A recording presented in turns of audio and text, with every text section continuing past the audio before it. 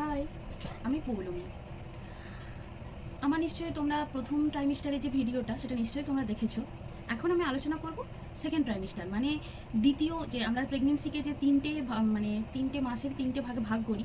প্রথম 3 মাস, দ্বিতীয় 3 মাস এবং তৃতীয় 3 মাস, first trimester, second trimester, third trimester. First trimester হচ্ছে তোমাদের 12 উইকস অবধি, তো সেকেন্ড ট্রাইমিস্টার 13 উইকস থেকে 28 উইকস অবধি। তো ওই সেকেন্ড ট্রাইমিস্টারে আমি তোমরা কীভাবে তার জন্য প্রিপেয়ার হবে বা তাতে শারীরবৃত্তীয় কী কী চেঞ্জেস আছে সেই চেঞ্জেসগুলো নিয়ে আমি আজকে আলোচনা করব। তো প্রথমেই আমি বলি যে সেকেন্ড ট্রাইমিস্টারটা হচ্ছে একটা হানিমুন পিরিয়ড, পুরো প্রেগনেন্সির হানিমুন পিরিয়ড। প্রথম ট্রাইমিস্টার মানে প্রথম 3 মাসে যে যে অসুবিধেগুলো একটা মা ফেস করে সেগুলো কিছুই সেকেন্ড ট্রাইমিস্টারে খুব একটা ফেস করবে না। এটাকে বলা হয় হানিমুন পিরিয়ড। এই হানিমুন পিরিয়ডে তোমাদের প্রথমেই যেটা ডাক্তারবাবু করতে বলবেন সেটা হচ্ছে একটা ইউএসজি করতে বলবেন। সেই ইউএসজিতে double marker, triple marker, quadruple marker, এই যে মার্কারগুলো টেস্টগুলো করতে বলবে। সেখানে ডাউন সিনড্রোম আছে কিনা বা অন্যান্য কোনো ক্রোমোজোমাল কোনো অ্যাবনর্ম্যালিটি আছে কিনা সেগুলো এই ইউএসজির সাহায্যে দেখা যাবে। ঠিক আছে, কাউকে ডাক্তারবাবু করতে দেয়, কাউকে দেয় না। ঠিক আছে, তো আমার ক্ষেত্রে যেমন দিয়েছিল, তো আমি করিয়েছিলাম। তো তারপর হচ্ছে আরও একটি গুরুত্বপূর্ণ ব্যাপার, সেটা হচ্ছে এই ভ্যাকসিন, সেটা হচ্ছে টিটি নেওয়া হয় 12 উইক্সের অনওয়ার্ডসে টিটিটা দেওয়া হয়। কিন্তু এই টিটিটা এখন যেটা হয়ে গেছে সেটা হচ্ছে টিডি, টিটেনাস আর হচ্ছে ডিপথেরিয়ার জন্য, সেটাকে একসাথে করে টিডি। এবং এই সময় যেটা গুরুত্বপূর্ণ একটা ব্যাপার সেটা হচ্ছে আয়রন আর ক্যালসিয়াম খাওয়া। এই আয়রন ক্যালসিয়াম সাপ্লিমেন্টেশনটা খুবই জরুরি, কারণ মায়ের কাছ থেকে তো বাচ্চা খাচ্ছে, তো মায়ের শরীরে এই আয়রন ক্যালসিয়াম এগুলো ঘাটতি হতে শুরু করে। তো আমাদেরকে বাইরে থেকে এগুলো সাপ্লিমেন্টেশন মাকে দিতে হবে, মাকে খেতে হবে, না হলে কিন্তু মায়ের শরীরে আয়রনের খুব ঘাটতি শুরু হয়ে যাবে এবং ক্যালসিয়ামেরও প্রচুর ঘাটতি হবে, যার ফলে পিঠে ব্যথা, পায়ে ব্যথা, এগুলো পরবর্তীকালে আরও খুব খারাপ সিচুয়েশনে দাঁড়াবে যখন বাচ্চা হয়ে যাবে বা পোস্ট প্রেগনেন্সি প্রচুর খারাপ সিচুয়েশন আসবে, কারণ তার প্রচুর পরিমাণে ক্যালসিয়ামের ঘাটতি হওয়ার ফলে গিটে গিটে ব্যথা, পায়ের সমস্যা, হাঁটুর যন্ত্রণা, অনেক কিছু প্রবলেম হতে পারে। তো সেই জন্য ক্যালসিয়াম এবং আয়রন সাপ্লিমেন্টেশনটা আমাদের খুব জরুরি। এবং এখানে একটা কথা খুব গুরুত্বপূর্ণ, সেটা হচ্ছে যেটা বলার, সেটা হচ্ছে আয়রন এবং ক্যালসিয়াম আলাদা আলাদা সময় খেতে হবে। আয়রন যদি তুমি দুপুরবেলা খাও তাহলে রাত্রিবেলা খেতে হবে ক্যালসিয়াম, আর আবার উল্টোটাও করতে পারো, তুমি ক্যালসিয়ামটা দুপুরে খেলে আয়রনটা খেলে রাত্রিবেলা, কোনো অসুবিধা নেই। এবং তোমাকে যে খাওয়া দাওয়ার ব্যাপারে আসি, খাওয়া দাওয়া কিন্তু তুমি তোমার পছন্দের খাবার দাবার খেতে পারো। মাছ, মাংস, ডিম এগুলো একটু বেশি বেশি করে খেতে হবে, কারণ তোমার থেকে তোমার বাচ্চা খাচ্ছে, তো তোমাকে অবশ্যই খাবার দাবারের ব্যাপার আরও বেশি বেশি করে খেতে হবে। অবশ্য খিদেও পায়, এই সময়টায় প্রচুর পরিমাণে খিদে পাবে, প্রচুর তোমাকে খাওয়া দাওয়া করতে হবে। এবং মাছ, মাংস, ডিম, তার সাথে সোয়াবিন, ডাল এবং এগুলো একটু ভালো করে বেশি করে খেতে হবে। এবং এই খাওয়া দাওয়ার সময় ফলমূলের দিকে একটু নজর দিতে হবে, যেমন ডাব প্রচুর পরিমাণে খেতে হবে। এবং ডাবটা ফলের মধ্যে পড়ছে না, ডাব হচ্ছে জলের ঘাটতিটাকে কমিয়ে দেবে। এবং হচ্ছে তোমার ধরো মুসাম্বির, অ্যাপেল, বেনানা, যে যেরকম পছন্দ করবে সেগুলো সে খেতে পারে।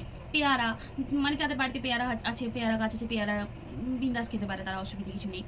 এবং এই খাওয়া দাওয়াটা তার পছন্দের অনুযায়ী খেতে হবে এবং চেষ্টা করতে হবে যেন সারাদিনে অন্তত পক্ষে 2টো ফল আমি খেতে পারি, এটার দিকে তাকে নজর দিতে হবে, মাকে নজর দিতে হবে। এবং এর পরবর্তীকালে এই করতে করতে করতে করতে আস্তে আস্তে সেকেন্ড ট্রাইমিস্টারটা কাটতে শুরু করবে। তো সেকেন্ড ট্রাইমিস্টার ঠিক 20 উইক্সে ডাক্তারবাবু যেটা করতে বলবে সেটা হচ্ছে অ্যানোমালি স্ক্যান। এবং এই অ্যানোমালি স্ক্যানটা একজন খুব অভিজ্ঞ ডাক্তারের কাছ থেকে আমাদের ইউএসজিটা করানো উচিত। এই ইউএসজিটা, কারণ এই ইউএসজিটাতে বাচ্চার A to Z সমস্ত কিছু দেখা হয়, বাচ্চার মাথার চুল থেকে পায়ে নোক অব্দি ইচ অ্যান্ড এভরিথিং দেখা হয়, যার ফলে খুব অভিজ্ঞ একজন ডক্টরের কাছ থেকে অ্যানোমালি স্ক্যানটা আমাদের করা উচিত। এখানে বাচ্চার পেটে জল কতটা আছে, অ্যামনিওটিক ফ্লুইড কতটা আছে, এবং বাচ্চার হচ্ছে কোনো কিছুর কোনো ঘাটতি আছে কিনা বা কোনো অ্যাবনর্মালিটিস আছে কিনা, এখানে সমস্ত কিছু দেখা হয় অ্যানোমালি স্ক্যানে। ঠিক আছে, তো এই অ্যানোমালি স্ক্যানটা দেখা উচিত। আর আরেকটা কথা বলে রাখি, খাওয়া দাওয়ার ব্যাপারে কিন্তু খুব ভালো করে কিন্তু হাইজিন মেনটেন করতে হবে। ঠিক আছে, যেমন ভালো করে হ্যান্ড ওয়াশ করে তারপর খেতে হবে, কারণ মাকে এটা সবসময় মাথায় রাখতে হবে, তার একটু ভুল কিন্তু বাচ্চাটা সাফার করতে পারে, কারণ তাকে রোগমুক্ত থাকতে হবে, হুটহাট করে ওষুধ খাওয়া যাবে না কোনো। ঠিক আছে, তো মাকে সব দিক থেকে সুস্থ এবং স্বাভাবিক একটা জীবনযাপন দরকার, যার ফলে বাচ্চা যেন সেই রকমই সাপ্লিমেন্টেশনগুলো পায়। আচ্ছা, এবার আমি আসি যে এই সেকেন্ড ট্রাইমিস্টারে শারীরিক কী কী চেঞ্জেস হয়, কারণ এগুলো একটুখানি বলে রাখলে আমার মনে হয় যে প্রত্যেকটা মা তোমরা যারা দ্বিতীয় ট্রাইমিস্টারের মধ্যে দিয়ে যাচ্ছ তোমাদের একটু সুবিধা হবে, কারণ তোমরা অযথা এগুলো নিয়ে টেনশন করবে না যে বাবা আমার এটা হচ্ছে, এটা কি কোনো অ্যাবনর্মাল ব্যাপার। তো আমি সেই ব্যাপারগুলো সম্পর্কে একটু বলি। ফার্স্টেই আসি স্তনের পরিবর্তন। তো এই সময়ে সেকেন্ড ট্রাইমিস্টারে স্তনের একটা আমূল পরিবর্তন হতে শুরু করে, স্তনটা আকারে বড় হয়, গ্ল্যান্ডগুলো আস্তে আস্তে ফুলে ওঠে, কারণ ওখানে কোলোস্টামগুলো আস্তে আস্তে প্রডিউস হয়। তো কোলোস্টামগুলো আস্তে আস্তে কোনো কোনো মায়ের আবার কোলোস্টাম বেরোতে থাকে, একটু একটু করে একটা ঘোলাটে কালারের মিল্ক বেরোতে থাকে, এবং ইট ইজ অ্যাবসলিউটলি নর্মাল। এটাতে কোনো অ্যাবনর্মালিটি কিছু নেই, এগুলো হয় প্রত্যেক মায়ের, এগুলোতে ভয় পাওয়ার কিচ্ছু নেই। এবং সেক্ষেত্রে আমি মানে বলবো যে যারা নতুন মা হচ্ছ, তারা ওই সেকেন্ড ট্রাইমিস্টারের ভেতর দিয়ে যারা যাচ্ছ, তারা তাদের অন্তর্বাসটা সেই অনুযায়ী মানে চেঞ্জ করে নিতে, কারণ তাদের ব্রেস্ট আকারে একটু বড় হবে, সেই অনুযায়ী অন্তর্বাসটা চেঞ্জ করে নিতে। ঠিক আছে, এবার এই গেল ব্রেস্টের পরিবর্তন। এবার আসি ত্বকের পরিবর্তন। শরীরে দেখবে অনেক সময় ত্বকের পরিবর্তনের মধ্যে যেমন এই সময় মানে রোদের একটু সেন্সিটিভ স্কিন হয়ে যায়, যার ফলে ত্বকে অনেক সময় চুলকুনি হয়, এবং দেখবে পেটের মধ্যে অনেক স্ট্রেচ মার্ক হয়, এবং এটা আস্তে আস্তে পরবর্তীকালে বাড়তে থাকে। সেকেন্ড ট্রাইমিস্টারে স্টার্ট হয়, আস্তে আস্তে পরবর্তীকালে বাড়তে থাকে। তো সেক্ষেত্রে এই স্ট্রেচ মার্কটা যে যতই বলুক, স্ট্রেচ মার্ক কখনো পুরোপুরি নির্মূল করা যায় না। আরও অনেক কিছু কিছু টোটকা আছে, যে টোটকাগুলো সাহায্যে মানে একটু কমিয়ে ফেলা যেতে পারে, কিন্তু পুরোপুরি নির্মূল করা যায় না। তো এগুলো আস্তে আস্তে হতে শুরু করবে, এবং ইট ইজ অ্যাবসলিউটলি নর্মাল।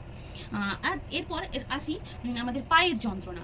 রাত্রেবেলা করে তো ঘুম হবে না, এটা তো খুব কমন ব্যাপার। অনেকে ঘুমোতে পারে, অনেকে ঘুমোতে পারে না। সত্যি কথা বলতে কি, আমি একটুও ঘুমোতে পারিনি। ঠিক আছে, আমি প্রত্যেক দিন রাত জেগেছি, প্রত্যেক দিন। তো সেই ক্ষেত্রে আমার প্রচুর পায়ের যন্ত্রণা হতো। তবে পায়ের যন্ত্রণাটাকে কিন্তু কমানোর একটা উপায় আছে। কি উপায় না, পায়ের যন্ত্রণা হয় পটাশিয়ামের অভাবের জন্য, মাসেল ক্র্যাম্প হয়। তো এই মাসেল ক্র্যাম্পটাকে আমি কমাতে পারি। আমি কলা খেতে পারি, যাদের সুগার বা ডায়াবেটিস নেই তারা হচ্ছে কলা খেতে পারো রোজ একটা করে। ডাবের জল প্রচুর পরিমাণে খেতে পারো। তারা হচ্ছে এমনি যে জল, ওয়াটার ইনটেক, সেটা প্রচুর পরিমাণে করতে পারো। তাতে কি হয়, এই লেগ ক্র্যাম্পটা পুরোপুরি কম হবে বলছি না, কিন্তু অনেক কম হবে, অনেকটা কমে যাবে। ঠিক আছে, এবার আচ্ছা, এবার আরেকটা পরিবর্তন হয়, সেটা হচ্ছে ন্যাজাল ব্লিডিং। নাকের অনেক সময় পরিবর্তন হয়। এই সময় যেহেতু প্রেসার টেসার বাড়তে থাকে আস্তে আস্তে, অনেক মায়ের বাড়ে, তো অনেক সময় ন্যাজাল ব্লিডিং হতে পারে। এগুলো নর্মাল ব্যাপার, কিন্তু একটু ডাক্তারকে দেখিয়ে নিতে হবে। ন্যাজাল ব্লিডিং যদি স্টার্ট হয়, দেখিয়ে নিতে হবে। দাঁতের অনেক পরিবর্তন হয়, dental check up is very much important second ট্রাইমিস্টারে। ঠিক আছে, ডেন্টাল চেক আপটা করিয়ে নিতে হবে। যদি হঠাৎ করে দেখো যে তোমাদের মানে দাঁতের গোড়া ফুলে গেছে, বা দাঁতের যন্ত্রণা হচ্ছে, সেক্ষেত্রে তোমরা কিন্তু দাঁতের ডাক্তারবাবুকে একটু দেখিয়ে নিতে পারো। ঠিক আছে, আচ্ছা, এবার আসি ভ্যাজাইনাল ব্লিডিং, ভ্যাজাইনাল ব্লিডিং না, ভ্যাজাইনাল ডিসচার্জ। তো এই ভ্যাজাইনাল ডিসচার্জের ক্ষেত্রে কি হয়, ভ্যাজাইনাল ডিসচার্জ কিন্তু পুরো প্রেগনেন্সি জুড়েই হয়, এটা কিন্তু নর্মাল ব্যাপার। কিন্তু ভ্যাজাইনাল ডিসচার্জটা কেন হয়, যাতে কোনো ইনফেকশন ভ্যাজাইনার মধ্যে গ্রো না করে। তো শরীর ওই ভ্যাজাইনাল ডিসচার্জের মাধ্যমে ভ্যাজাইনালটাকে সুরক্ষিত রাখে। কিন্তু যদি অতিরিক্ত হয়, তখন কিন্তু তোমাকে ডাক্তারবাবুর সঙ্গে যোগাযোগ করতে হবে। সেটা কিন্তু একটা ইনফেকশনের লক্ষণ। নর্মালি হলে, যদি তুমি সহ্য করতে পারছো, সেরকম হলে ঠিক আছে, কিন্তু যদি তোমার বেশি পরিমাণে হয়, সেক্ষেত্রে কিন্তু তোমাকে ডাক্তারবাবুর সঙ্গে যোগাযোগ করতে হবে। ঠিক আছে, আচ্ছা, এবার আসি অ্যাবডোমেন নিয়ে, মানে পেটের সমস্যা নিয়ে।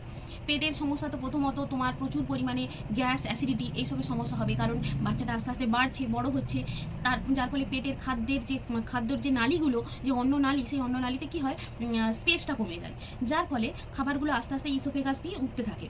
ঠিক আছে, যার ফলে তোমার হার্ট বার্ন, অ্যাসিডিটি, এই সমস্যাগুলো হবে। সেক্ষেত্রে কিন্তু হুটহাট ওষুধ খাবে না, ডাক্তারের পরামর্শ নিয়ে তবেই ওষুধ খাবে। ডাক্তারবাবুর কাছে যাবে, ডাক্তারবাবুর পরামর্শ নিয়ে তারপরেই ওষুধ খাবে। আচ্ছা, এই সময় কিন্তু ইউটিআই একটা খুব কমন ব্যাপার। ঠিক আছে, এই ইউটিআই ভ্যাজাইনাল কোনো ইনফেকশনের জন্য হতে পারে। ইউটিআই ইনফেকশন ভ্যাজাইনাতে প্রচুর হয় এই সময়টায়। ঠিক আছে, তো ইউটিআই হলে কিন্তু অবশ্যই ডাক্তারবাবুর সঙ্গে পরামর্শ করতে হবে, কারণ ইউটিআই হলে সেটার ট্রিটমেন্টটা খুব জরুরি। কারণ যদি ট্রিটমেন্ট তুমি সময় না করাও, তাহলে কিন্তু প্রিম্যাচিওর লেবার পেন বা মানে এই ধরনের প্রবলেমসগুলো তোমাকে ফেস করতে হবে। তো এগুলো ট্রিট করে নেওয়াটা খুব জরুরি। আচ্ছা, দেন হচ্ছে তোমার আরেকটা হচ্ছে মেন হচ্ছে তোমার কি বলে, মেইন যে সমস্যা এই সময় হতে স্টার্ট করে, সেটা হচ্ছে ব্যাকস্টোন হিক্স কন্ট্রাকশন।